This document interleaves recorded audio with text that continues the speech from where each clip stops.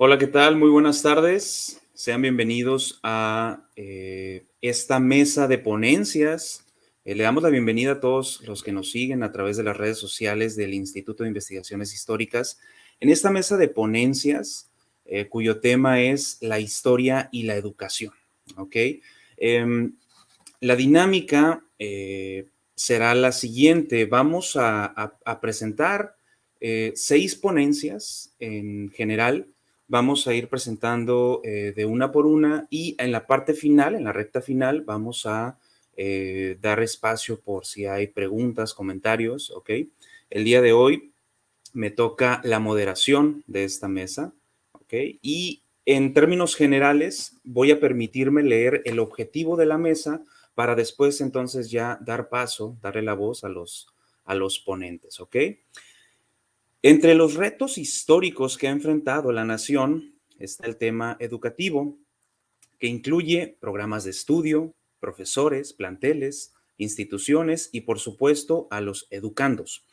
En este año se conmemora el primer centenario de la creación de la Secretaría de Educación Pública y de varias de las iniciativas para atender la alfabetización, la educación indígena, la organización magisterial, los libros, los materiales didácticos, entre otros temas. Los expositores de esta mesa presentan desde diferentes miradas y metodologías reflexiones y avances de investigación sobre la educación a lo largo de la historia de México.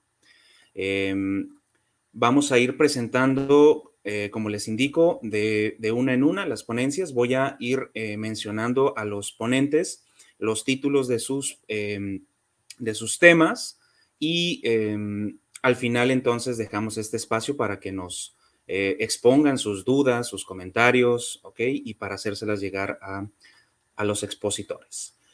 La primera exposición corre a cargo del doctor Federico Lazarín Miranda, quien está adscrito a la Universidad Autónoma Metropolitana en Iztapalapa, y cuyo tema es la Secretaría de Educación Pública y el proceso de alfabetización en México, 1890-1980. Propuesta de análisis regionalizado. Doctor Lazarín, le cedo la voz y ahora me toca ser el verdugo del tiempo, entonces yo le indicaré cuando ya se vaya terminando su tiempo, ¿ok? Adelante, doctor. Muy bien, muchas gracias. ¿Se escucha bien? Se escucha muy bien.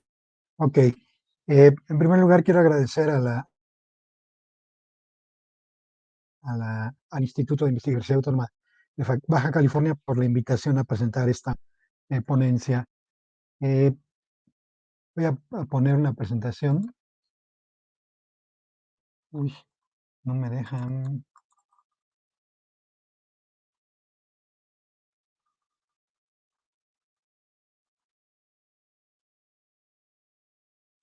No la puedo abrir. Estaba abierta, pero ahí está ya. Ahí está. Bueno, sí se ve, ¿verdad? Eh, Así es, doctor. eh, Sí la vemos.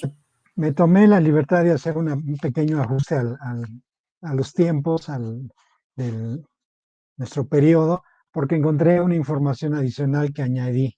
Y entonces nos vamos hasta el año 2000. Eh, bueno, la alfabetización, ¿qué es alfabetizar? Hace un siglo, en 1921, era leer, escribir y conocer operaciones elementales de la matemática, como la suma, la resta, la multiplicación y la división, y algunos elementos de historia y civismo.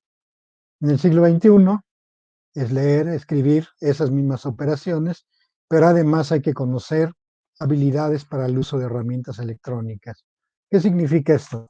Que la alfabetización, como todos los conceptos en la historia, cambia con el tiempo su significado.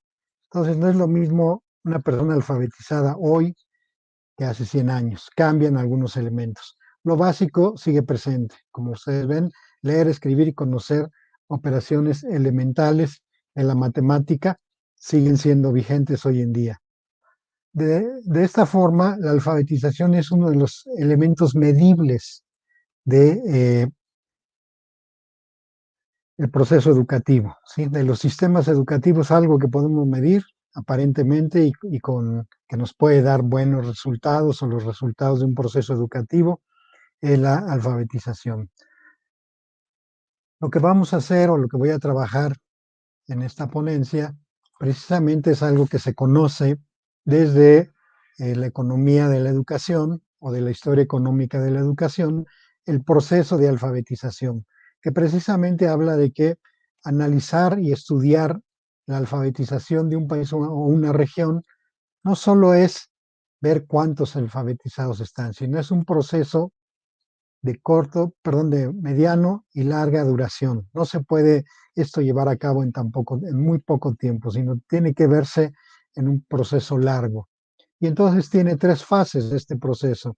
El umbral, que va de 0 a 40% de los habitantes de un lugar que están alfabetizados, la transición a la alfabetización universal, que es un paso intermedio y que va más o menos del 30 al 40% al 70% de la población alfabeta, y la alfabetización universal, en donde se considera que en esa región entre el 70 y el 100% de las personas están alfabetizados. Bueno, ¿qué vamos a hacer nosotros? En esta ponencia vamos a ver precisamente ese proceso, primero en la República Mexicana y después voy a tomar 4 ejemplos de estudio: Baja California, Chiapas, el Distrito Federal e Hidalgo. Bueno, vamos a hablar primero precisamente de la Secretaría de Educación y sus campañas de alfabetización. Nosotros lo que podemos ver es que entre 1889 y el año 2000 hubo distintas políticas educativas, ¿sí? Es un proceso largo en la educación y hubo distintas políticas, hubo cambios, hubo algunas continuidades. Una continuidad muy importante que vamos a ver desde 889 hasta el 2000 es la idea liberal de la educación, la idea de que la educación tiene que servir para el progreso de los individuos y de las naciones. Pero pues vamos a ver cómo hay algunos detalles, algunos cambios.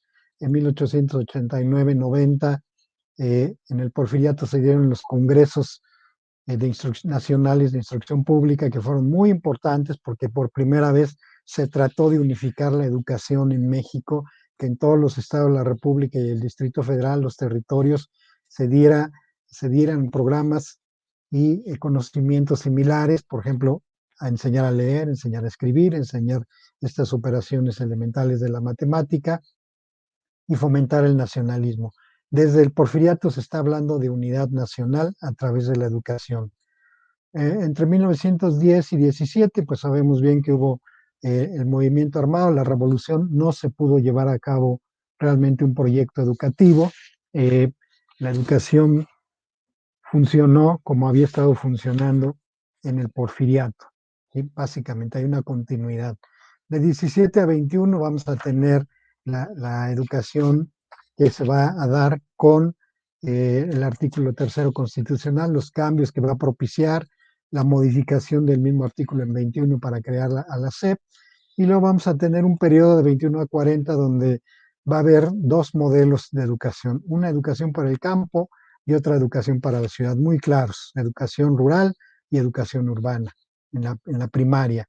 A partir de 40 y hasta 1982 vamos a entrar en un proceso en el que yo le denomino la educación para las ciudades. ¿Por qué? Porque se va a homogeneizar la educación toda en un solo proceso, en un solo tipo de educación, aunque hay cambios en cada administración de 40 a 82, pero básicamente la idea va a ser ahora educar a las ciudades. Y entonces eso va a provocar que el proyecto de educación rural se abandone y toda la primaria va a unificarse con un programa eh, solo que va a ser el de la educación primaria urbana.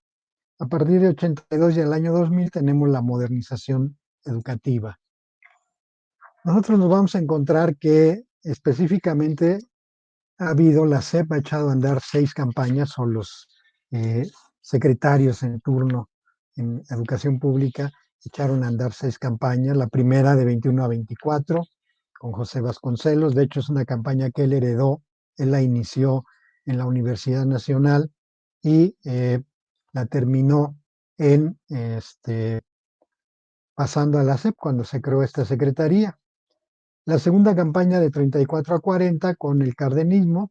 La tercera va a venir entre 44 a 45, la tercera con Jaime Torres Bodet.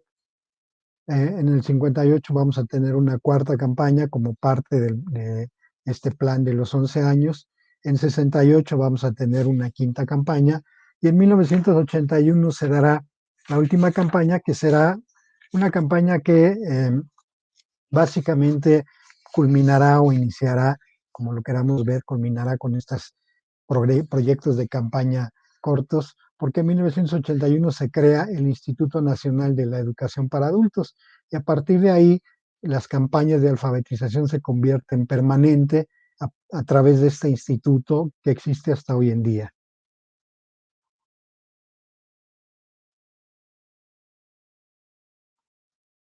Bueno, como segundo lugar tenemos el proceso. Bueno, ¿qué hemos estudiado? Pues precisamente que el país, México, en el año de 1910 a 1930 estuvo en el umbral de la alfabetización, cuando el total de su población estaba en el 38.5 de población alfabeta en 1930 y los hombres alfabetizados eran el 17.33 y las mujeres el 17.33. La transición pasó de 1930 a 1970. Aquí lo podemos ver. La línea roja es el umbral en la gráfica, la línea amarilla es la transición y la línea verde es la universal. Entonces, de 1930 y a 1970 se transitó del umbral a la transición. Y ya en 1970 el país ingresó a la alfabetización universal y de ahí hacia arriba. Estas son las pautas más o menos nacionales. Aquí tenemos una gráfica que nos muestra cómo evolucionó. La línea naranja nos muestra la población alfabeta desde el año de 1895 hasta el 2000 y la línea azul nos muestra a la población analfabeta en el mismo periodo. Entonces tenemos marcado a partir de 1895 que se estaba en el umbral, a 1940 que se inicia con la transición y en 1970 que se pasa a la universal.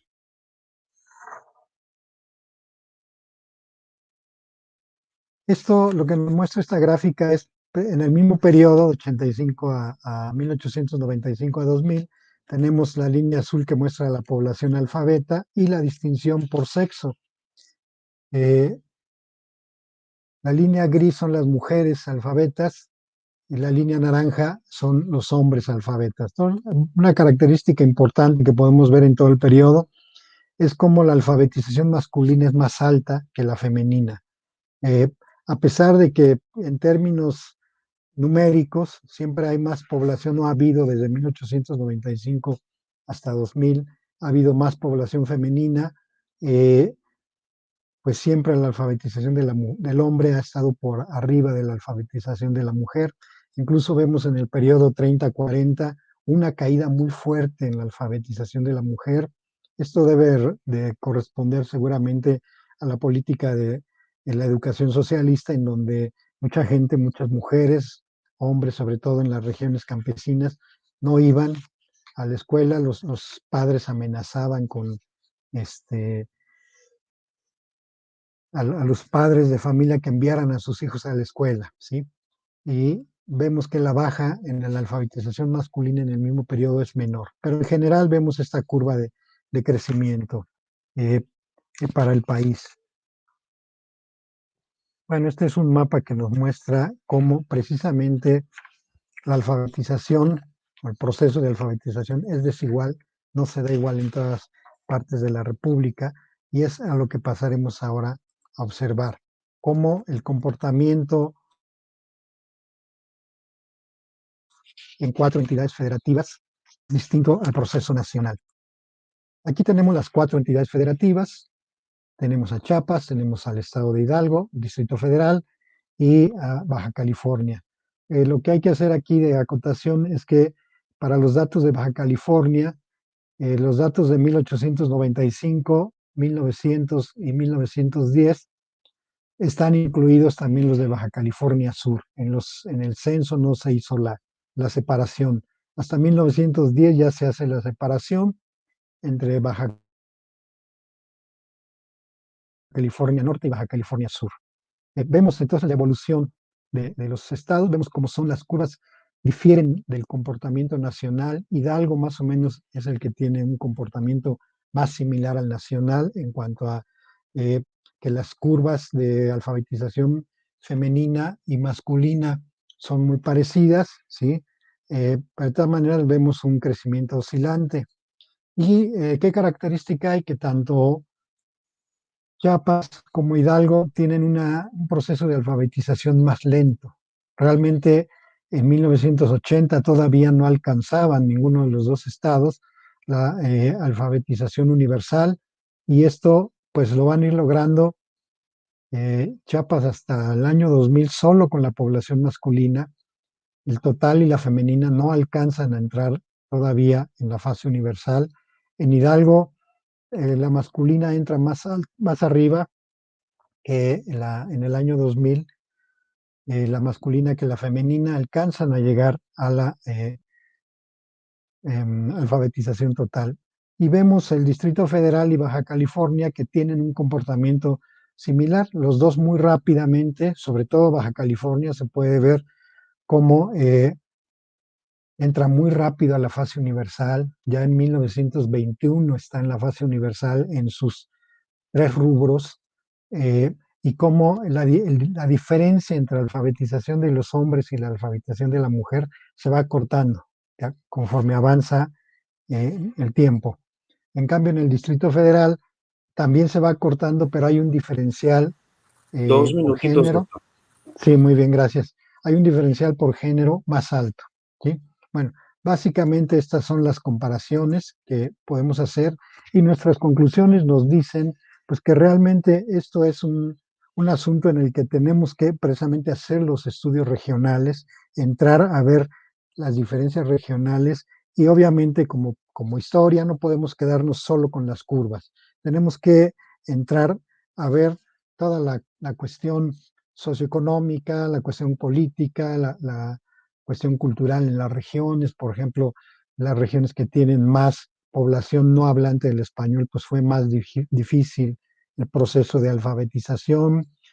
También hemos estado buscando relación con las cuestiones económicas. Hay una característica, por ejemplo, todos los estados del norte del país tienen un comportamiento muy similar al del Distrito Federal y de Baja California, y por su parte Guerrero, Tlaxcala, Hidalgo, Chiapas, se comportan de la misma forma, con un proceso de alfabetización más lento. Por eso tenemos que seguir haciendo ya estudios más finos, más allá de ver los puros datos eh, poblacionales y de alfabetización, y entrar pues ya con información cualitativa a tratar de explicar los comportamientos de estas curvas. Muchas gracias. Muchas gracias, doctor Lazarín. Efectivamente, hacen falta esas mayores aproximaciones, ¿no? De corte regional para tener el espectro mucho más completo, ¿verdad? Ujú, ujú. Muchas gracias, doctor. Ahora doy la voz a la doctora María Guadalupe Tinajero Villavicencio, quien junto con el doctor Cristian Castañeda Sánchez y el doctor Juan Páez Cárdenas elaboraron la ponencia titulada Educación indígena, orígenes e institucionalización en el sistema educativo. Todos ellos pertenecen al Instituto de Investigaciones y Desarrollo Educativo de la UABC. Adelante, doctora Tinajero, le cedo la palabra. Muchas gracias, muy buenos ya tardes, ¿no? Muchas gracias por perdón, por la invitación al Instituto de Investigaciones Históricas. Sí, debo decir que este es un trabajo conjunto y que hemos venido desarrollando en el marco de un proyecto que se llama Otras Realidades de la Educación Indígena, Baja California, grupos nativos, indígenas, migrantes, no indígenas y retornados internacionales. Bueno, voy a compartir la pantalla.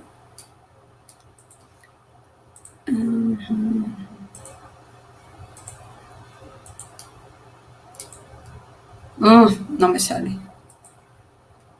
Perdón. Aprende uno.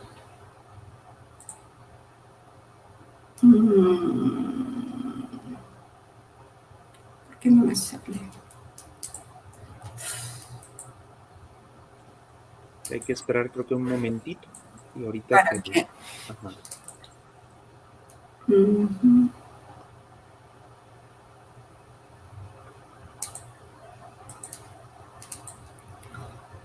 ¿Sí la pueden ver? Listo, creo que ya.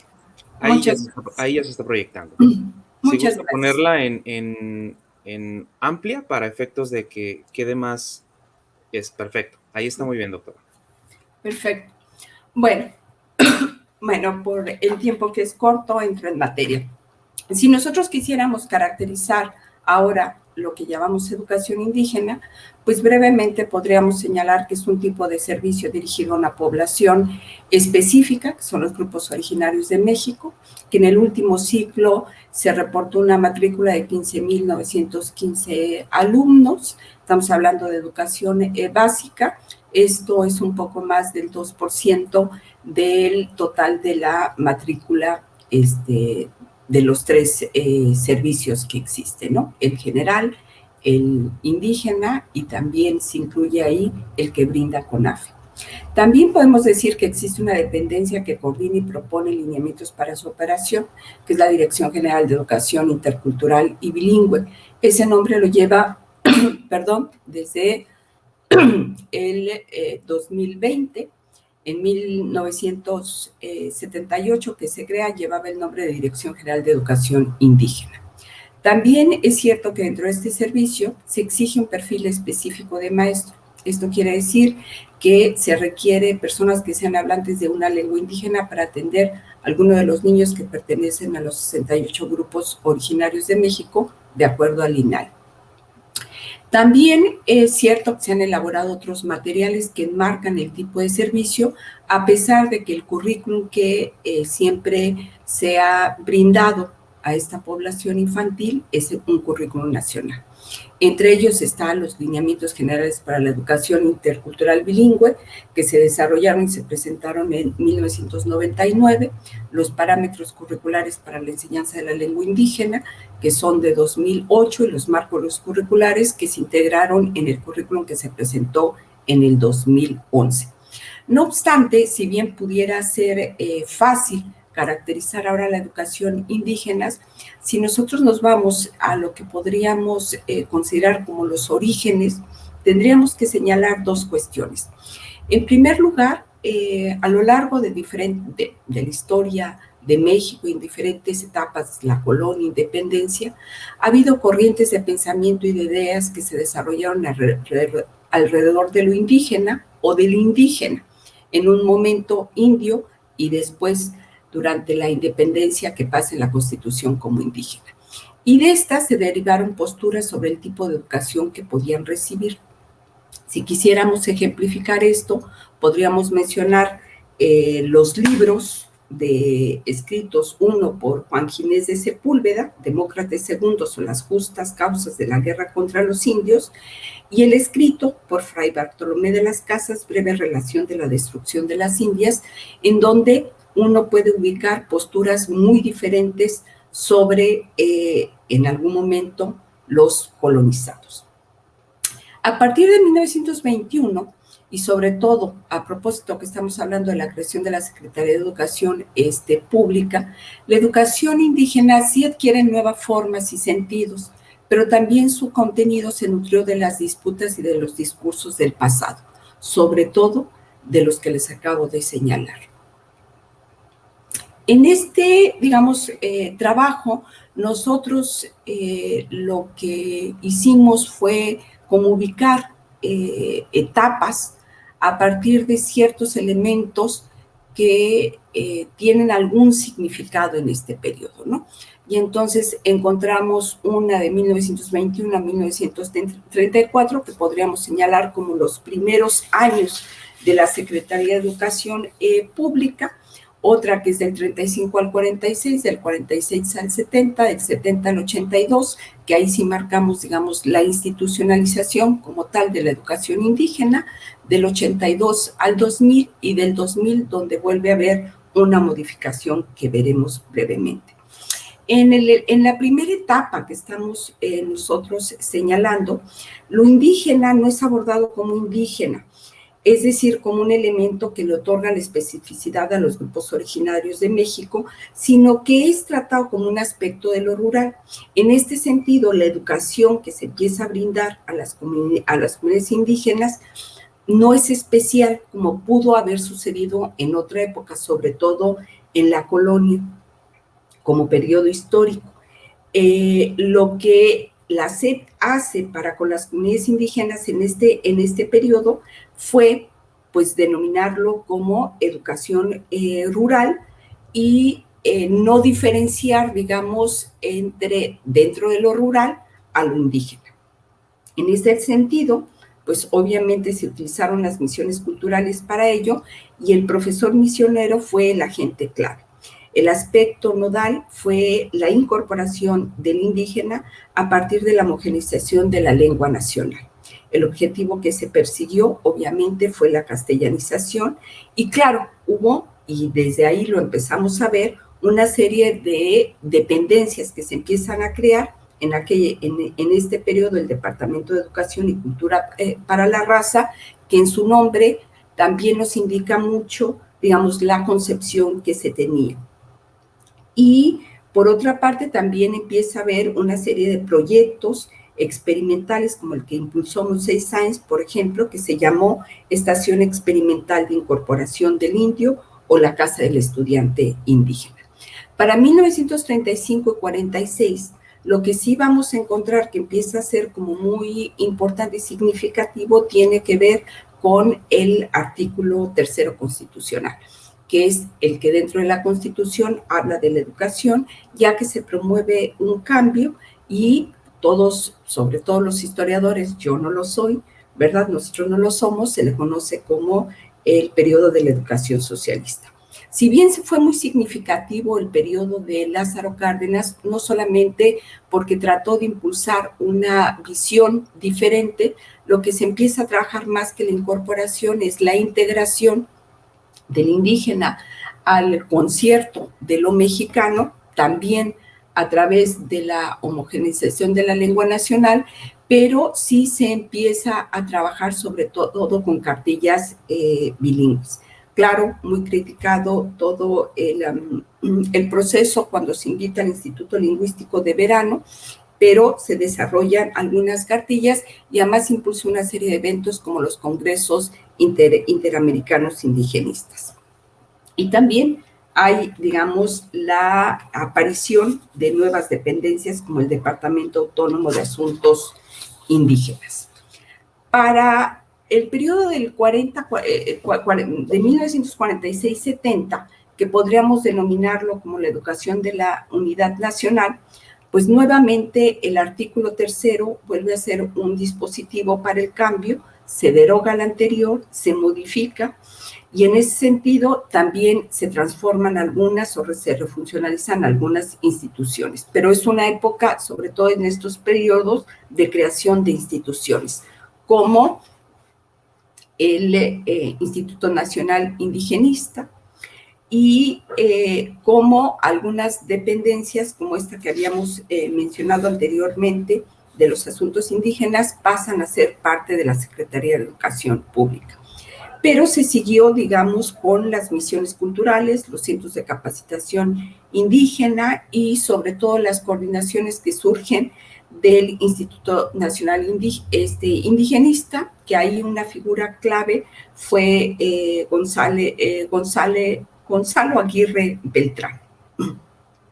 También hubo algunos intentos, sobre todo en el periodo de Adolfo López Mateos, que Jaime Torres estuvo al frente, como para impulsar procesos de alfabetización de los estudiantes indígenas, pero siempre con la intención de la castellanización. En esta época no vemos, digamos, una discusión mucho más profunda acerca de lo que implica la enseñanza en la lengua, ¿no? En la lengua materna de los niños, en los procesos educativos. Pero también sí, en esta época se tienen ya algunos resultados de que si bien se habían hecho esfuerzos por parte de la escuela castellanizante, no todos habían perdido su lengua. Estaríamos frente a otros elementos que serían importantes rescatar, como la resistencia o el trabajo que empezaron a hacer en algunas comunidades. Y eso es mucho más claro en el siguiente, en el 70-82, que corresponde a dos periodos presidenciales. Uno, el de Echeverría, que tiene, digamos, significado que se le puede llamar como el indigenismo de participación, o también pudiéramos llamarlo como el nuevo indigenismo, sobre todo porque hay una ruptura muy importante en el 68 con todos los eventos que sucedieron en ese año. En este periodo lo que sí es significativo sí es la creación de la Dirección General de Educación indígena y el incremento, sobre todo ya en el periodo de López Portillo, de albergues, sobre todo indígenas, y sí continúa, digamos, como propuesta la castellanización, pero también proporcionar la educación bilingüe a la educación para la población indígena, perdón.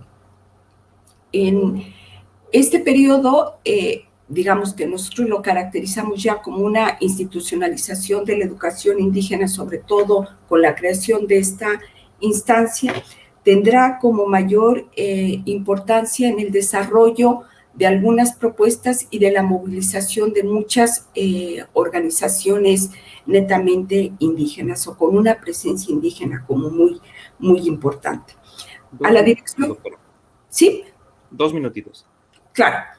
En el siguiente periodo, 82-2000, pues también vamos a encontrar, digamos, un impulso mayor o más decidido para la educación indígena, sobre todo con el cambio entre la educación intercultural bilingüe. Y finalmente, para ir cerrando y dar conclusiones, me tomé más tiempo, perdón, en el caso del 2000 para adelante, podríamos decir que hay una nueva modificación del artículo 3 constitucional en diferentes periodos. Hay nuevas instituciones que tratan de atender a la educación indígena y este nuevo cambio de la Dirección General de Educación Indígena, Intercultural y Bilingüe. Lo que sí podríamos decir como notas finales a partir, digamos, de esta caracterización de estas etapas es que la modificación del artículo 3 ha servido como un dispositivo para los cambios en diferentes periodos. En diferentes etapas se ha tratado de darle una solución a la cuestión indígena, se han propuesto diferentes marcos normativos y legislativos con cambios no solamente del artículo 2, el artículo 4, sino también se han creado y refuncionalizado una serie de dependencias económicas, administrativas y educativas, porque han estado entrelazadas desde la castellanización hasta ahora con el impulso a una educación bilingüe. La educación indígena sí forma parte del sistema educativo nacional como un servicio muy específico de atención. La educación que se brinda a los niños indígenas ha sido diagnosticada como de poca calidad. Los indicadores educativos muestran rezago escolar y bajo logro académico. En ese sentido, la institucionalización de la educación indígena no ha podido modificar el contexto en el que aprenden los niños de los pueblos originarios. Muchas gracias. Muy bien, muchas gracias, doctora. Sin lugar a dudas, muy, muy interesante y destaco sobre todo la larga duración, ¿no? La periodización tan amplia que pues aquí por cuestiones de tiempo tenemos que subsumir, ¿no? Pero que sin lugar a dudas se trata de un proyecto muy interesante y de gran envergadura que están realizando acá desde Ensenada, ¿verdad? Muchas gracias, doctora. Ahora paso Sí. la voz a la maestra Briseida N. Flores, que está cursando actualmente el doctorado en Historia en el Instituto de Investigaciones Históricas, acá en la UABC, y nos comparte la ponencia La Liga Nacional de Maestros, propuestas laborales y educativas desde la frontera norte de México. Adelante, maestra.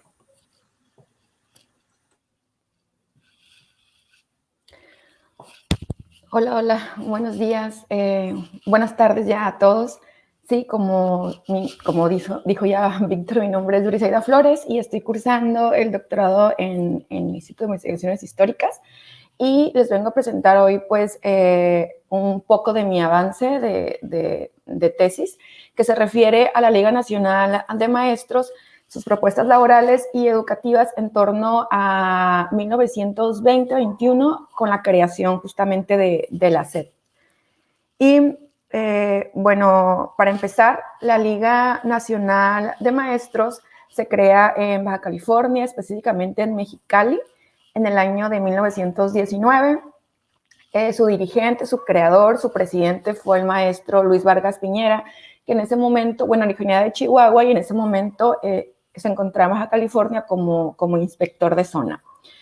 La propuesta de Luis Vargas Piñera con esta liga de maestros era básicamente unificar al gremio, no solamente unir a los maestros de Baja California, sino también a los en el contexto nacional, ¿no? Se empezaron a adherir maestros, por ejemplo, de Chihuahua, de Sonora, de Chiapas, y la idea era que entre todos formaran una alianza nacional, ¿no? Una de las propuestas de esta Liga Nacional de Maestros era mejorar la vida del docente, la vida, el bienestar, el trabajo docente y también lo que se refiere a cuestiones de sueldos y las condiciones precarias en que muchos vivían en este tiempo. Para esto se propuso la creación de un fondo monetario. Aquellos que quisieran adherirse a la liga tenían que mandar una solicitud y los miembros tenían que aceptar esta solicitud, podían rechazarla si veían que el maestro no era un maestro que tuviera buenos referentes. Y una vez aceptado, cada mes tenían estos que aportar el 2% de su salario para ir creando un fondo para ayudarse a ellos mismos en cuestiones económicas que ellos necesitaran, como ya sea pensiones por cuestiones de salud, invalidez, por fallecimientos, todos esos beneficios que a lo mejor ahorita los maestros tienen por ley, en este momento no estaban reguladas y lo que quería hacer la liga era básicamente que ellos tuvieran pues esta oportunidad de no quedar desempleados o con alguna lesión o una enfermedad y no tuvieran un apoyo, ¿no? También se creó con este fondo una cantidad que se le iba a dar a los familiares si estos fallecían. También se generaban préstamos en caso de ser necesarios. Y para esto también se crean sorteos, específicamente en Mexicali se empiezan a hacer sorteos, rifas, para incrementar el fondo de la liga. Y mucha de la propaganda de la liga se hizo por medio de la prensa fronteriza, ¿no? Al iniciar se crean, bueno, se suman básicamente 100 miembros, pero poco a poco van subiendo miembros a la liga que corresponden a otras juntas locales. Como decía ya, Chihuahua, Colima, Sonora, Sonora, Coahuila, Nuevo León, Chiapas y también el Distrito Federal. Y otras que se fueron promoviendo posteriormente en Jalisco, Querétaro y Tamaulipas. Entonces, la propuesta de la liga fue aumentando para tener ese carácter nacional que era lo que realmente se quería, ¿no? En 1920, Luis Vargas Piñera asiste al Congreso Nacional de Pedagogía y ahí se genera una discusión porque algunos maestros empiezan a cuestionar la función de la liga y proponen crear una nueva liga de maestros, ¿no? Aparentemente esta liga que se forma en Mexicali no lo representaba y se acuerda con todos los maestros crear una nueva liga. Independientemente de esto, el maestro Luis Vargas regresa a Mexicali y continúa difundiendo esta liga, pero igual se empiezan a ver grietas ya, ¿no? Conflictos internos entre el gremio que se ven de manera, pues, en el entorno nacional. Y se propone la liga organizar el siguiente congreso pedagógico en 1921 en la Ciudad de México Y ahí 2 temas que trata la Liga, que propone la Liga a discusión, es primero, ¿qué es la escuela mexicana? ¿Cómo debería ser la escuela mexicana? Y la segunda es sobre la misma Liga, ¿no? ¿Qué estatutos específicos deberían de modificar o agregar para que todos se pudieran sumar en armonía? En 1920, un poquito antes de este congreso, el maestro Luis Vargas Piñera se entera que se iba a crear nuevamente un instituto, un ministerio de educación, lo que vendría siendo después la SEP. Y tanto Vargas como la Liga estaban en desacuerdos con la creación de la SEP. Ellos no querían que se creara, básicamente que no se federalizara la educación. Para ellos, en palabras de Vargas, esta futura SEP obstaculizaba el avance educativo, aplazaba el diálogo sobre el porvenir de los maestros, asignaba arbitrariamente a ciertos personajes, menospreciaba el esfuerzo de unos y la relajación de otros los premiaba, ¿no? Entonces discutía mucho las personas que iban a estar al frente de la SEP en ese momento. Y también la crítica, pues, sobre todo la condición del maestro, ¿no? No se había resuelto sus sueldos, la jubilación, la transparencia en los nombramientos, pues también no era algo que le molestaba, ¿no? También otra cuestión era que los maestros, por muchas razones, por ejemplo, en California ocurrió mucho, fueron separados de sus cargos, ¿no? Y entre estos, pues, se pueden ver razones políticas, religiosas, mala conducta o maltrato infantil, pero igual la Liga y Vargas señalaban que todos estos, no sé, por más que fuera cierto o no, por ejemplo, los maltratos y las conductas, no había una junta que mediara por ellos o que diera el seguimiento al juicio para ver cuál iba a ser el procedimiento, ¿no? Y Vargas y la Liga crean una revista que se llama México Lustral, que circuló en Baja California, pero igual no tengo más referencia de ella, no he encontrado sobre ella, estoy en la búsqueda, pero ahí ellos proponían, según las palabras de Vargas también, propuestas de cómo debería ser la educación, ¿no? Y justamente, como digo, estaban en contra de la creación de la SEP o de la federalización educativa. Lo que hace Vargas a nombre de la Liga es mandar una propuesta de ley de organización de la educación pública. Cuando Vasconcelos tiene esta propuesta de crear la SEP, pide de manera general que los maestros se sumen a dar sus opiniones, sus propuestas sobre la creación de la SEP. Y entonces Vargas y la Liga envían sus propuestas a Vasconcelos, pero pues esta no fue considerada, ¿verdad? Entonces, de manera general, la propuesta de ley de la Liga abarca 9 postulados. Lo primero básico es señalar que la enseñanza queda separada del Estado, ¿no? Él quería que cada Estado tuviera su propia autonomía en materia educativa. Y para esto, él proponía que se creara un Consejo Superior de Educación que iba a estar en la Ciudad de México y que en cada estado hubiera juntas de educación. En cada pueblo, en cada comunidad tenía que haber juntas de educación y a la vez estas se iban a fundir todas juntas y se iba a crear en el estado una Junta General de Educación, donde entre todos los cargos también se iban a incluir a vecinos de la comunidad. También se pedía que el 33% de todos los ingresos de la federación se destinaran al ramo educativo, que también se cedieran bienes raíces para, por ejemplo, las escuelas, y que las autoridades velaran porque no hubiera fraudes en estas cuestiones monetarias, ¿no?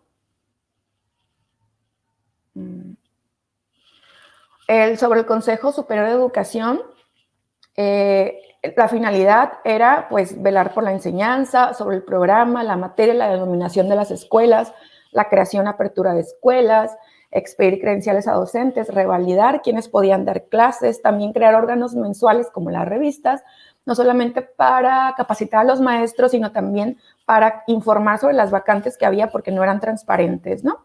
También el Consejo Superior iba a designar los inspectores, los directores, y eso se iba a hacer mediante elección popular que el mismo Consejo Superior iba a velar por los votos. Iba a decidir sobre las controversias o problemáticas que había en las escuelas y siempre tenía que estar enterado de esto, ¿no? Era el órgano que iba a decidir tal cual. Y iba a decidir quién se separaba de los cargos, También iba a revisar los gastos y limitar los excedentes que había en los sueldos, porque una crítica de Vargas era que muchos maestros por favoritismo tenían sueldos muy altos, ¿no? Desproporcionados. Y también pedía que esta se diera la tarea de pues, asignar pensiones a los enfermos o a los maestros impedidos o a los fallecidos, que es algo que luchó mucho la Liga por ello. El punto 3 se refiere a las juntas de educación que se iban a crear en cada comunidad y iban a estar integradas por un presidente, secretario, tesorero, 2 vocales. Se iban a renovar cada año si había necesidad de renovarse, ¿no? Podían quedar los mismos. Se podían integrar vecinos, mujeres, sacerdotes, extranjeros, militares, autoridades, todos aquellos siempre y cuando apoyaran a la educación. Y el 5% de lo que recibiera la Junta se le iba a asignar a estas personas como parte de su salario, ¿no? La finalidad de estos pues era la construcción, reparación, la asistencia, vigilancia escolar, multas y pues igual que se siguiera el programa educativo y los presupuestos. En el punto, creo que ahí el 4, sobre la elección de director, igual se pedía una transparencia en la asignación de plazas de director, en los sueldos, que el consejo mediara los conflictos que había a veces entre el personal y el directivo y que aquellos que fueran a tener el cargo de director pues se investigara si ellos habían tenido una postura contraria al régimen en los años 20, porque esto podía perjudicar la enseñanza, ¿no? Me brinqué un punto por ahí. El 6 de los profesores, sobre los profesores, pues ahí el director tenía que, era juicio del director ver que el profesor estaba capacitado para estar en el aula. Ratificaba que el director es la única superioridad en la escuela, que el maestro mismo podía interponer una queja sobre el director si había algún conflicto, pero el consejo siempre tenía que estar enterado de estas problemáticas que había en la escuela. Siempre, si había conflictos, eso tenía que no quedarse en el espacio escolar, sino que tenía que ir subiendo hasta las autoridades pues, del consejo, ¿no? También podía dar de alta a los ayudantes, los maestros especiales y los catedráticos. Sobre la inspección escolar, solo los miembros del Consejo de Educación eran los que iban a designar a quién iban a ser los inspectores escolares. Se tenían que limitar a aconsejar a los directores, no como... Vargas como que quería mediar los conflictos que había entre inspectores y directores que en Baja California como que fueron muy comunes.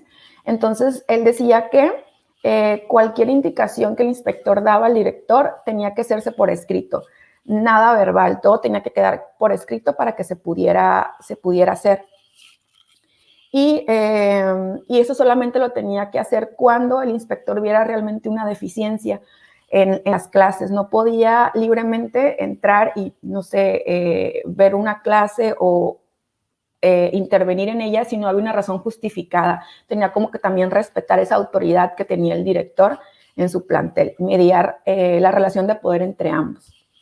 Sobre los fondos escolares, los ingresos extras que se podrían recabar por algunos eventos, se decía que las juntas tenían que asignar esto primeramente al sueldo de los maestros. La idea es que los maestros ganaran más y tuvieran una mejor vida. Y en el sueldo o aumento de profesores y el equipamiento de las escuelas. También pedía que los sueldos de los docentes fueran igual que los sueldos de los principales empleados de la localidad, que fueran considerados también por la antigüedad y los méritos. Quería que el maestro pues ganara bien y se reconociera la labor que estaba haciendo como un dirigente principal, no sé, de un estado, ¿no? Y también que los consejeros de educación ganaran igual que los diputados. Y también postulaba que debería de haber una partida de emergencia que siempre tenía que estar a disposición para cualquier daño o contratiempo que hubiera y tenían que estar a manos de la federación, el estado o los municipios a disposición de estas escuelas, ¿no? 2 minutitos. Ajá, y la última es, de manera general, la interpretación y modificación de la ley, que es el último punto que él trata. Para elegir al consejo, pues era tener la mayoría de los votos que proponía que la liga tuviera disposición de este dinero, de estos fondos para la creación de escuelas. Proponía también que en el consejo hubiera consejeros honorarios, pero siempre y cuando tuvieran mayor de 40 años, y los normales o los ordinarios 25 años en adelante. Y también dejaba muy claro que esta autonomía que iba a haber de educación tenía que respaldarla las autoridades locales, ¿no? Municipios y estados, era lo principal para Luis Vargas Piñera, ¿no? Y la liga. Finalmente, como digo, su propuesta se envió, pero no fue considerada por Vasconcelos. En 1921, la liga Luis Vargas Piñera cede el cargo a Gildardo Áviles, un profesor reconocido, director de la Revista Mexicana de Educación, y al ceder la presidencia, este maestro en Ciudad de México le da una connotación mucho más nacional a la Liga Nacional de Maestros. En el 26 empiezan a involucrarse cada vez más en la política, en la cuestión de las jubilaciones, libros de texto, en el periodo de Calles específicamente. Y en Baja California la liga siguió ya con otra connotación un poco más honoraria, aunque siguieron los maestros dentro de la liga.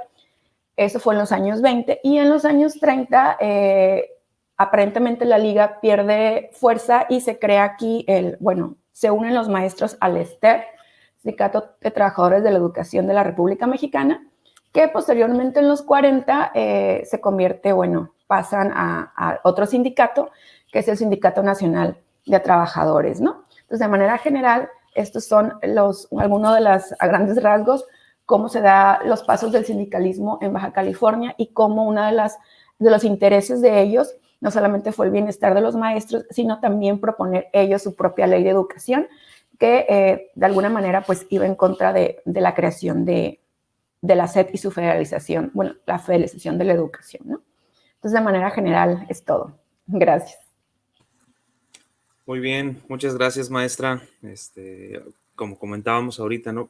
Por eso son muy importantes los enfoques desde las regiones también, ¿no? Porque le dan voz a estos procesos educativos, ¿no? Históricos, que tienen esta correlación también con los factores de orden nacional, ¿no? Entonces, por eso son muy importantes y nos demuestran cómo, por ejemplo, desde el Instituto de Investigaciones Históricas, se están realizando estos trabajos también en materia educativa, ¿verdad?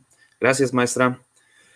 Ahora damos la palabra a los doctores Jesús Méndez Reyes y Juan Carlos Sánchez Navarro con la ponencia La campaña nacional contra el analfabetismo y los conflictos magisteriales en el territorio norte de la Baja California, 1944-1949. Le doy la palabra primero a usted, doctor Méndez, y posteriormente el doctor Sánchez Navarro. Adelante. Muy bien, muchas gracias por la presentación.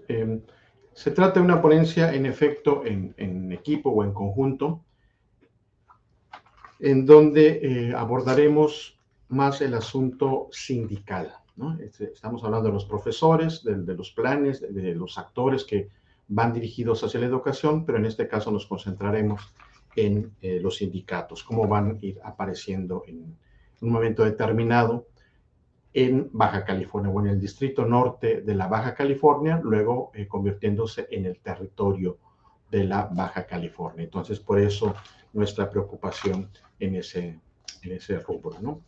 Bueno, Tony Judt, en su libro Pensar el siglo XX, señala que contextualizar es parte de la explicación de los historiadores. Es lo que distingue a la historia de otras formas alternativas e igualmente legítimas de explicar la conducta humana. Contextualizar requiere tiempo como variable indispensable, pero hay que distanciarse porque también nosotros formamos parte de nuestra época y entorno. Bajo este supuesto, queremos anclar nuestra exposición señalando que la temporalidad elegida no es casual, es parte de las coyunturas nacionales e internacionales. Si os podemos observar en esta siguiente diapositiva, espero que se alcance a ver las letras, puede ser que aparezcan muy pequeñitas, pero digamos es un recuento, una línea del tiempo en la parte superior de lo los acontecimientos internacionales, por ejemplo, la creación de la Organización de las Naciones Unidas, de la CIA, de la OEA, la Organización de Estados Americanos. Entonces, hay ahí un asunto, bueno, creo que se detuvo ahí la exposición. No, mi presentación, no entiendo. Ahí está. Y en la parte inferior, básicamente lo que hemos anotado en esa línea del tiempo son acontecimientos de carácter regional. Básicamente el Distrito Norte de la Baja California y los sindicatos que van apareciendo en un momento determinado. Los sujetos de estudio que abordamos en esta ocasión son el Comité Ejecutivo Seccional de los Trabajadores de la Enseñanza del Territorio Norte de la Baja California y el rol exitoso de los docentes en la campaña nacional contra el analfabetismo. Ya escuchamos al doctor Lazarín señalando las distintas campañas de alfabetización. En este caso, pues corresponde a la tercera campaña de alfabetización, y en la literatura que hemos hallado nosotros se habla de campaña contra el analfabetismo. El propósito de la ponencia es ponderar entonces el resultado de las peticiones del magisterio y los entresijos del último lustro de la década 1940, caracterizado por el aumento poblacional, el progreso material de ciudades como Mexicali y Tijuana, la escasez de profesores y la percepción de desmexicanización de los niños y jóvenes fronterizos por parte de la prensa nacional y de los propios trasnochados nacionalistas del centro del país. En particular, Tijuana, donde, cito, hasta los limpiabotas hablan inglés, un espacio donde la mexicanidad corre el riesgo de disolverse. Según Elizabeth Villa, al reverendo José Ibarrola Grande le preocupaba que los infantes y moceríos cruzaran la frontera a recibir en Estados Unidos lo que no reciben en su propia patria, es decir, la cultura, que es la educación, la lengua y la religión. Esto les hace perder casi su nacionalidad, mencionaba el reverendo. De aquí que la campaña de alfabetización contribuyera a fortalecer el discurso de la construcción de la identidad nacional. Hay que advertir que nuestro texto no es de carácter cultural, busca insertarse en la historia del trabajo y de los movimientos magisteriales de la posrevolución, un apéndice de lo que la historiografía caracterizó como movimiento obrero en México, o mejor dicho, del sindicalismo mexicano, sobre todo del siglo XX. Para el sociólogo Raúl Trejo del Arbe, la historia del movimiento laboral mexicano entre 1917 y 1975 osciló entre dos extremos: la sumisión de los sindicatos al Estado y la represión de los movimientos independientes. En el primer caso, la temporalidad puede situarse en la llamada posrevolución o reconstrucción, 1920-1940, y a partir de la segunda década del siglo XX, la contención de los trabajadores, ya fuese por medios legales o a través de la violencia institucionalizada de las décadas 1950 a 1970. Dicha temporalidad generaliza el sindicalismo nacional, por lo que habrá que presentar casos concretos para la historia regional, como es nuestro caso, o las entidades federativas en la medida de lo posible, así como la influencia de disidentes provenientes del sector obrero y popular, en donde se ubican los sindicatos, sobre todo de Mexicali y Tijuana. Bueno, ¿qué elementos pueden explicar en estos años que hemos elegido, entre 1946 y 49, el movimiento o la inconformidad magisterial? Bueno, en primer lugar, problemas irresolutos en los años previos. Por ejemplo, durante la presidencia o la administración de Manuel Ávila Camacho, hubo 3 diferentes secretarios de Educación Pública. Son los que aparecen ahí. Entonces, en el caso de Octavio Béjar Vázquez, militar que llegó a ser general brigadier y a quien se debe el Código Militar, fue procurador de justicia y un reconocido miembro de la Unión Nacional de Padres de Familia, además de cultivar vínculos con el sector empresarial y el recientemente creado Partido Acción Nacional en aquellos años. Un reconocido exmiembro de la Suprema Corte Militar, pero sin experiencia en el campo de la educación y la negociación sindical. Según Cecilia Graves, la política educativa en aquel momento buscaba reconstruir moralmente al país, volver a los ideales humanistas de José Vasconcelos, y que el nuevo modelo educativo frenara el odio y la división entre los mexicanos creado por la educación socialista. En este sentido, a este proyecto se le llamaba la Escuela del Amor. Por esta razón, el plan de trabajo de Béjar Vázquez se orientó a crear un nuevo plan educativo, fundó la Escuela Normal de Especialización, transformó el Instituto de Preparación del Magisterio de Segunda Enseñanza, suprimió las escuelas rurales campesinas y creó las escuelas prácticas de agricultura. Impuso nuevos programas de educación primaria por asignaturas, instituyó la Dirección General de Profesiones y el Seminario de Cultura Mexicana. Sin embargo, en lugar de contribuir a la unidad que buscaba Ávila Camacho, abrió frentes de batalla entre los sindicatos regionales, la propia Secretaría de Educación Pública, la CTM y los gremios de profesores a lo largo del país. Octavio Béjar renunció el 20 de diciembre de 1943. Unos meses después se llevó a cabo el Congreso de la 9ª sección del Sindicato Oficial de Maestros, celebrado en el Palacio de Bellas Artes, en la capital del país, y la división entre el gremio fue aún más evidente. Por un lado, los maestros llamados autonomistas proclamaron un comité reivindicador del magisterio, dirigidos, entre otros, por Valente Lozano, Juan Negrete, Daniel Vilchis, tildados de comunistas. En el otro lado, los profesores adictos a Lombardo Toledano, como Luis Álvarez Barret, Alfonso Ramírez Altamirano y Estela Franchini, por mencionar algunos. El Partido Acción Nacional opinó en su momento que ambos grupos eran parte de la doble mafia revolucionaria tan furiosamente conservadora, que por tratar de quedarse con la educación se repartían el botín dejado por los sindicatos. El caso es que en el territorio norte de la Baja California, mientras tanto, los planteles de segunda enseñanza, aunque insuficientes, seguían construyéndose. Básicamente, entonces, en la temporalidad que estamos estudiando, 1945 en adelante, es decir, este segundo lustro de la década de 1940, perdón, y por lo tanto, lo que observamos en esos años es que tenemos dos grandes sindicatos, el CENTE y el Sindicato Autónomo de Trabajadores de la Educación, que logra aumento salarial para sus agremiados y el CENTE pide que no se otorgue. Entonces, se prefiere a delegados del CENTE para la campaña de alfabetización y a los segundos para campañas contra la plaga de piojos entre los educandos. Al final, entonces, lo que tenemos, pues, es un escenario y un panorama sumamente difícil para poder entender cómo es que los profesores o el sindicalismo, los movimientos magisteriales en estos años empiezan a crecer y empiezan a polular, ¿no?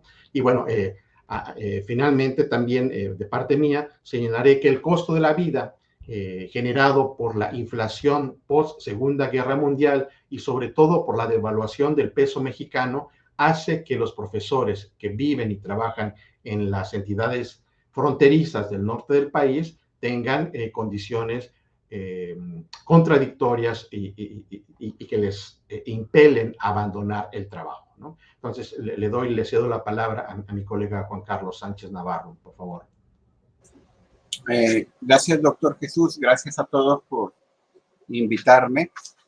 Bueno, soy egresado de la primera generación del doctorado en Historia y pues me siento muy congratulado. Como les comenté al inicio, bueno, yo soy sociólogo de formación y maestro en educación y doctor. Hago hincapié y agradezco, creo que los historiadores siempre están adelantando varios datos, ¿no? Mi intervención no la quisiera que la leyeran como una visión sociológica, espero que sea una visión más de orden histórico. Y trataré también de precisar algunos elementos puntuales. La llegada de Torres Bodet se convierte, desde mi punto de vista, en una llegada estratégica a nuestro sistema educativo mexicano después de la década de los 40.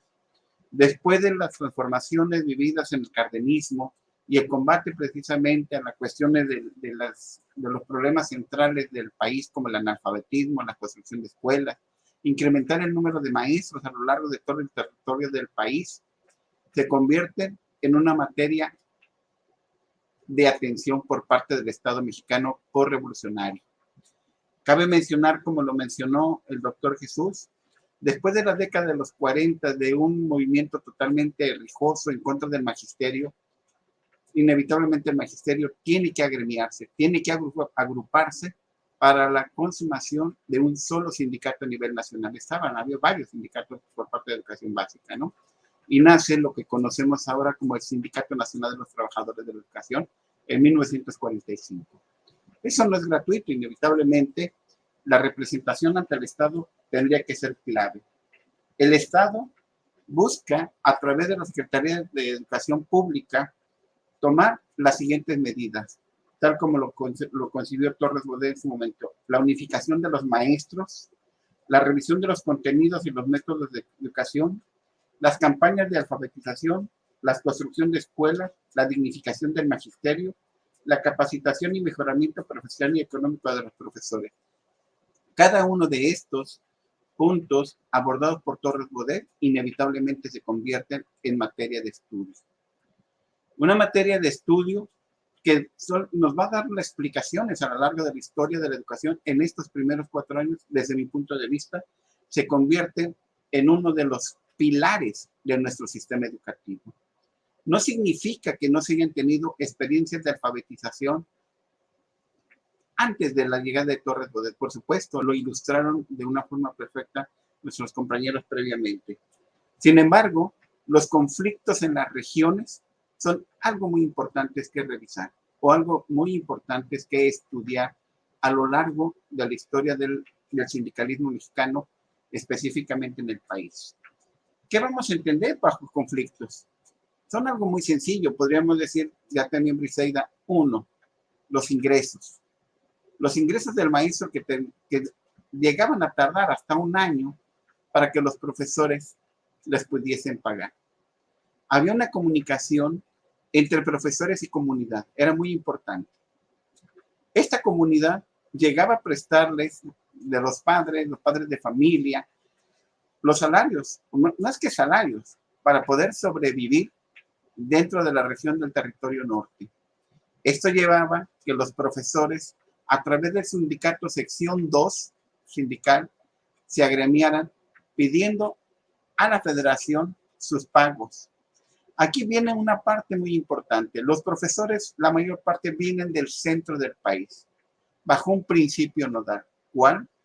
El famoso sobresueldo. ¿Qué significa el sobresueldo? Un sobresueldo hacia la zona de la frontera, específicamente el territorio norte, que le era atractivo por el costo de vida. Primero fue un 10%, un 15%, y actualmente los profesores federales del norte del país, el 22%.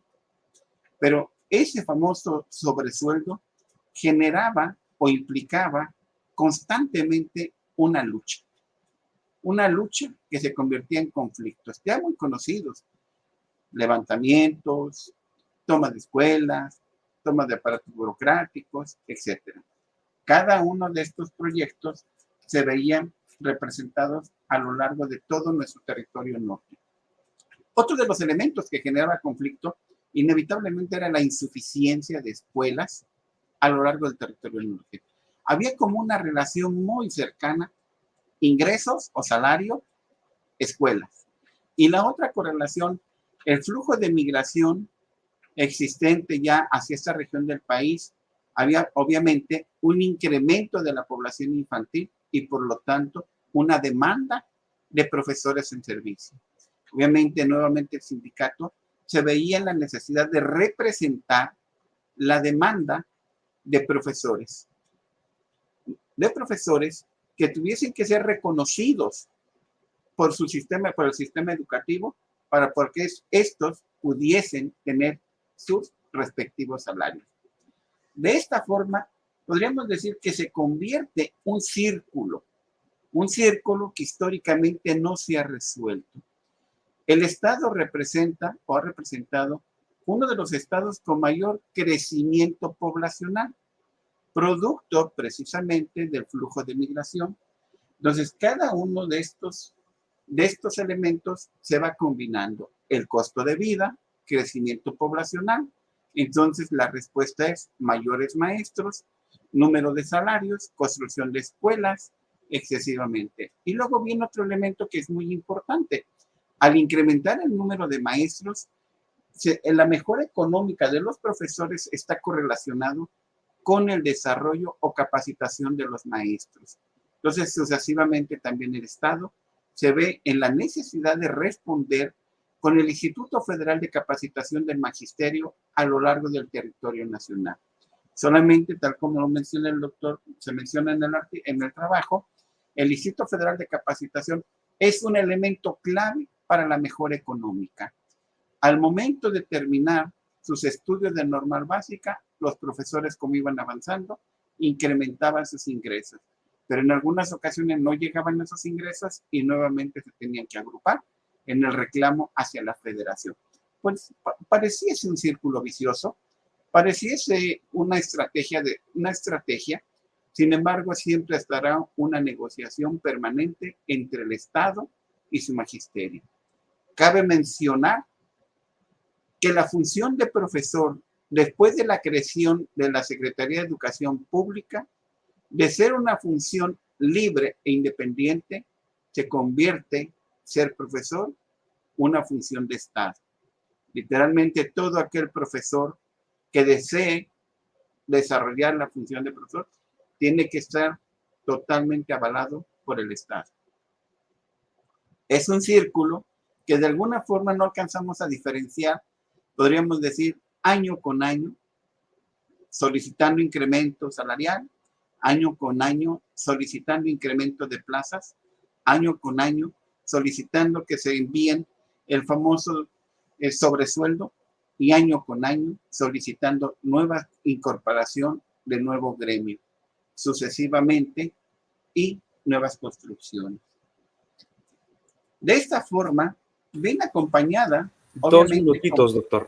Viene acompañada de una acción que tendría que ver también con la construcción de escuelas. Como tal, lo conocemos todos, la construcción de escuelas a través de la responsabilidad de CAPSE. CAPSE dedica a hacer las construcciones y hay un vínculo entre el Instituto Federal de Capacitación, entre el CAPSE, entre la campaña de alfabetización, entre los conflictos sindicales, entre la mejora salarial.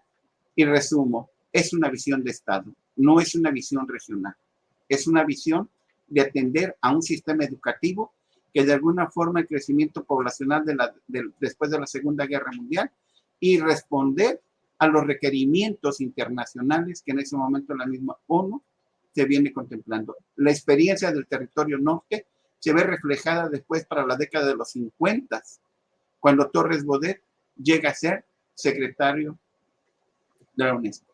Podríamos decir que el territorio norte es una expresión más de los conflictos, de los problemas y del desarrollo educativo de la región hacia el centro. Gracias de mi parte.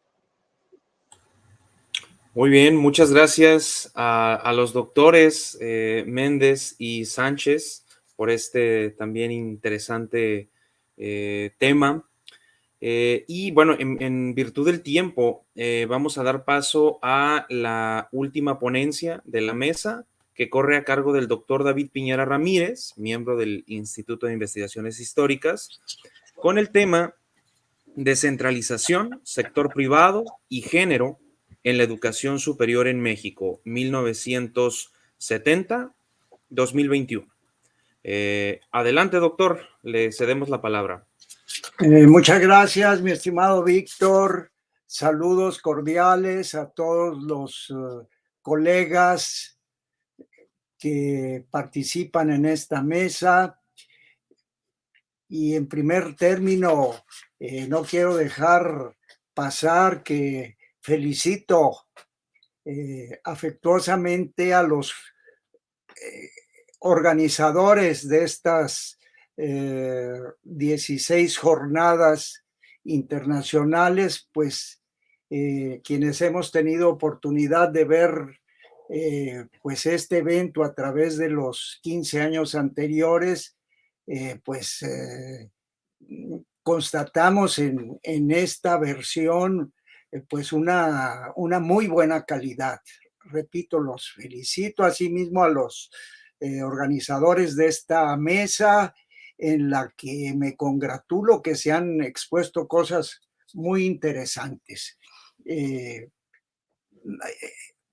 Yo, como mencionó Víctor, me ocuparé del tema descentralización, sector privado y género en la educación superior en México.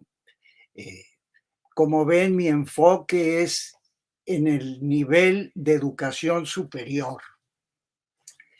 Como sabemos, el proceso histórico de la educación superior en México es complejo, bastante complejo, de tal manera que, pues tomando en cuenta la brevedad que deben de tener nuestras exposiciones, me enfocaré en 3 características que advierto en el proceso de educación superior en nuestro país a partir de la segunda mitad del siglo XX.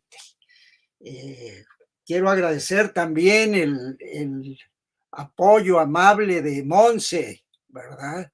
Que suple mis deficiencias en el conocimiento de estos adelantos de la tecnología, quizá por la tercera y última edad en la que me encuentro.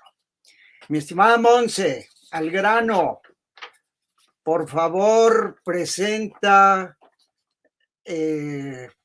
pues las primeras, bueno, estas exactamente. Pueden ver ustedes que se refieren estas gráficas a la distribución de la población escolar nacional de educación superior, con lo que les adelanto que la primer característica que advierto es la descentralización, ¿verdad? Un proceso de descentralización de la educación superior en un país que sabemos tradicionalmente ha sido centralista, es decir, en el aspecto específico de la educación superior, población, presupuestos, recursos, centrados en la Ciudad de México, en el altiplano del país. Vemos las gráficas de pastel que hemos preparado para ustedes. 1950. El 68% de la población de educación superior se concentraba en la Ciudad de México. El 68%. En los estados, solo el 32%. Instituciones, universidades, pequeñas, con escasos recursos, ¿verdad? Y bueno, la UNAM, el Politécnico, en la Ciudad de México. La siguiente gráfica corresponde a 1980. ¿No? Vean cómo se invierte el orden. Del 68% que representaba el Distrito Federal, se reduce al 29%. Y los estados del 32% pasan al 71%.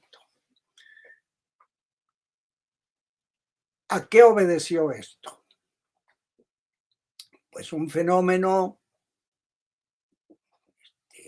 muy conocido que fue el 68,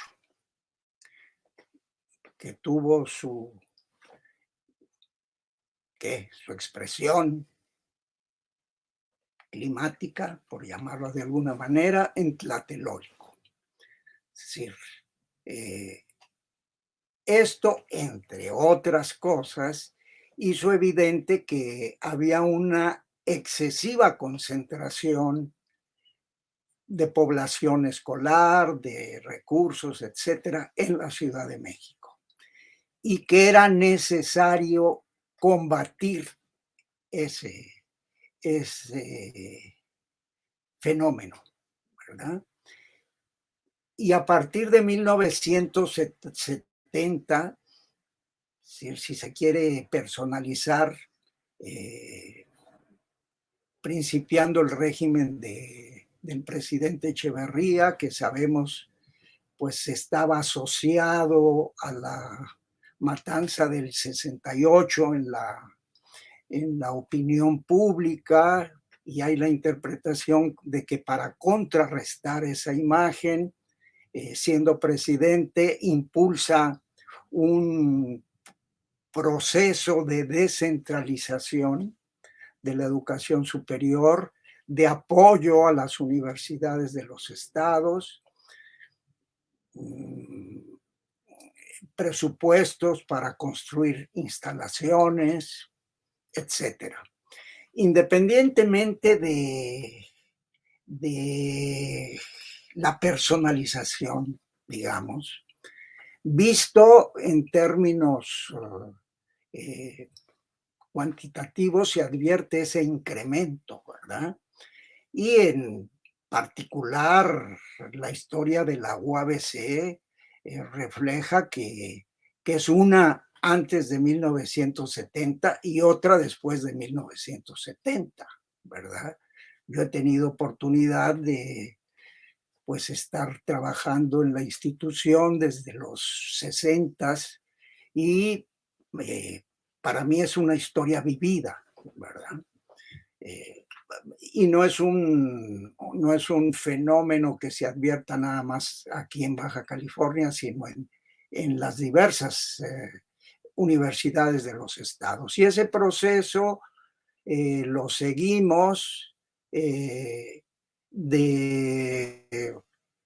hasta 2020 y vemos cómo pues aumenta al 83% la población de los estados y solo el 16% la de la Ciudad de México.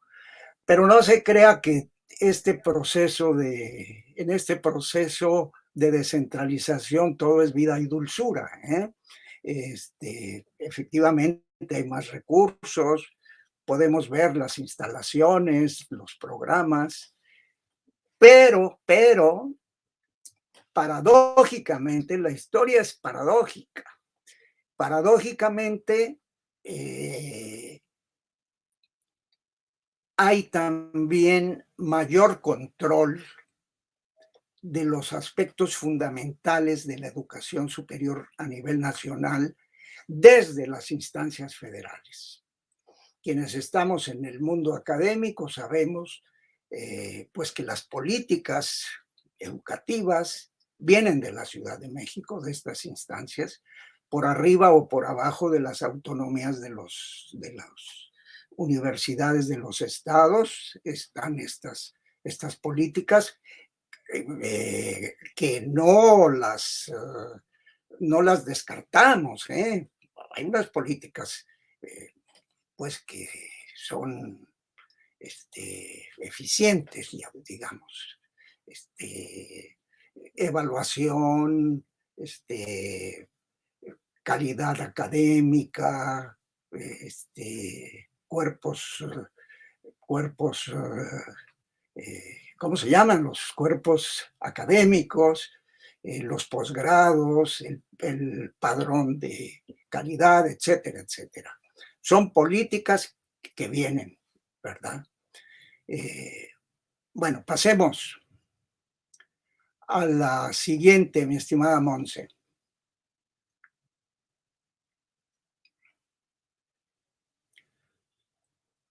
Muy bien. Miren, la segunda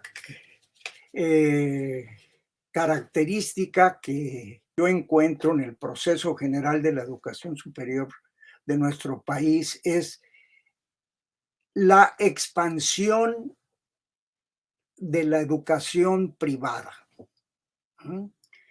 Tradicionalmente nuestro país ha sido pues una nación con un sentido muy claro de la educación pública, ¿verdad? Y aquí podemos ver que a la altura de 1980, el sector público cubría el 86.5% de la población total del país, ¿no?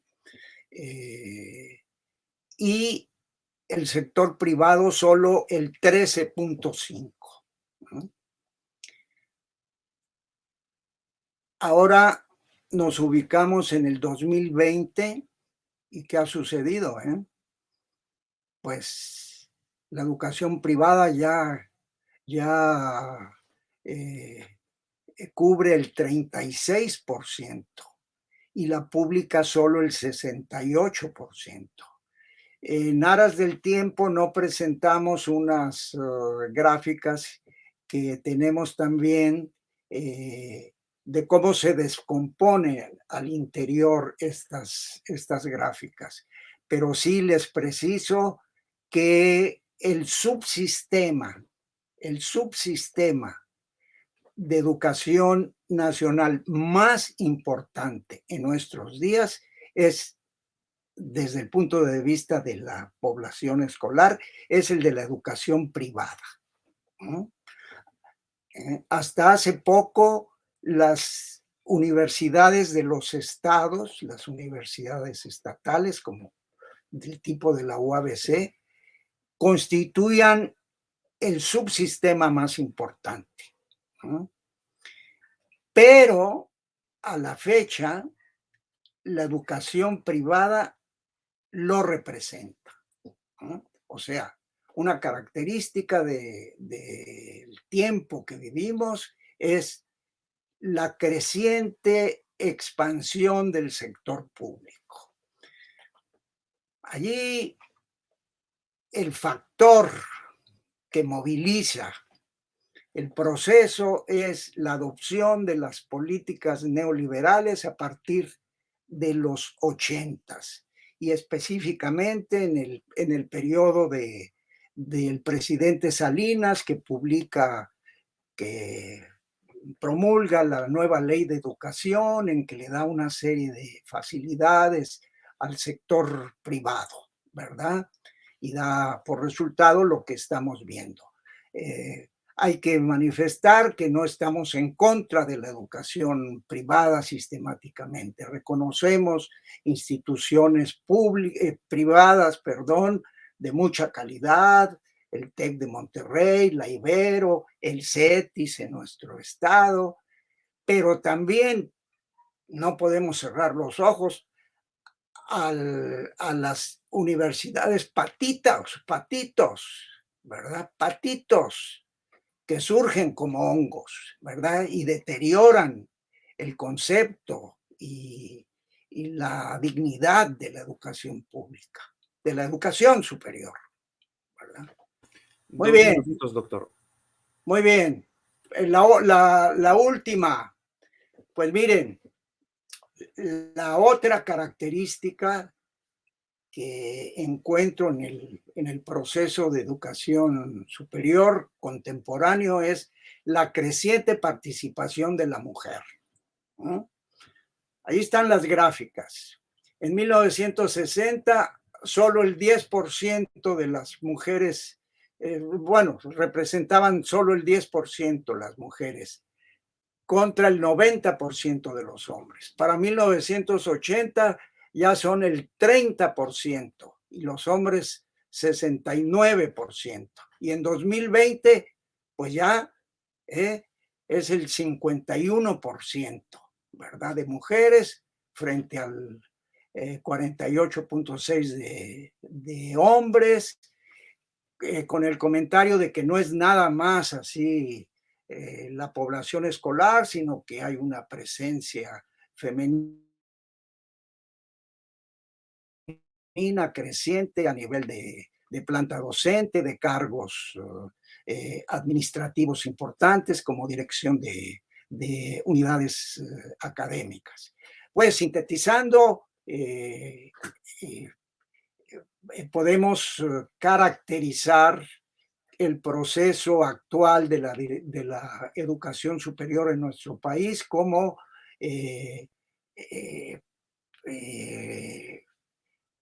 presentando las características de descentralización, expansión creciente del sector particular y de las mujeres.